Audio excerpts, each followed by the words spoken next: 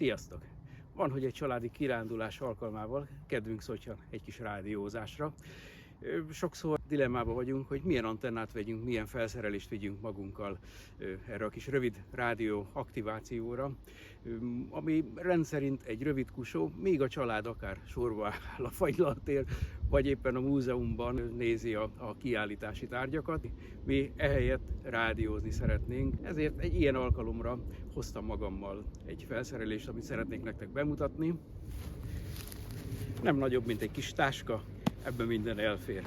Maga az antenna nem hosszabb, összecsukva, mint 40 centi, kis hosszabbító tekercsek. Igaz, kompromisszumos maga ez az antenna, de a kompromisszum és a praktikusság jegyében készült. Nézzük meg, mit tud ez a kis antenna, hogyan működik. Az antenna alsó elemét egy barkácsáruházba beszerezhető grillnyás átalakításával készítettem el, hiszen tökéletes megoldás egy teleszkópos bot, amely fém. Ezt az U-alakot eltávolítottam, és erre applikáltam rá hosszabbító elemet, és ebbe lehet csatlakoztatni az általam elkészített hosszabbító kis tekercseket. Az aljába pedig egy BNC csatlakozót rögzítettem.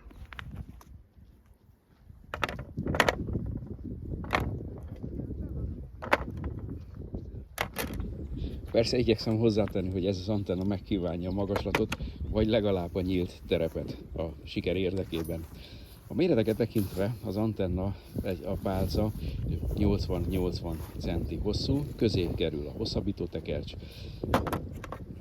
7 MHz-re 65 mikrohenry környékére készítettem az induktív tekercset, 10 MHz-en 28 mikrohenry, 14 MHz-en 14 mikrohenry, és készítettem egy Jokernek szánt tekercset, mely 6,3 mikrohenry, hiszen 14 megától fölfelé egészen 28 MHz-ig voltaképpen ezt a tekercset alkalmazva, és az antenna felső szár hosszának változtatásával állítom be a kívánt sávra az antennát.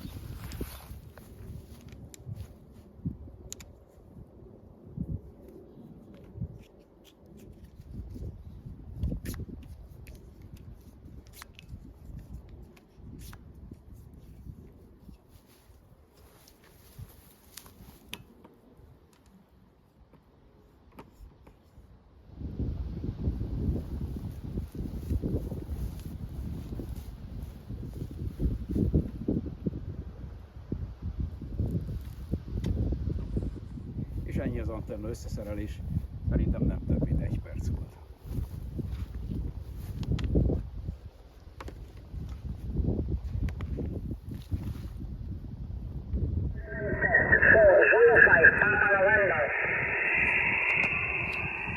Hotel Alpha 5, Golf Alpha Lima Slope. Csábító lehet ez az antenna méret és ez az összeserelési gyorsaság. Bár meg lehet kompakt méretű, de erősen kompromisszumos ez az antenna. Ki döntse el saját maga, hogy a céljait képes-e szolgálni egy ilyen antenna megoldás.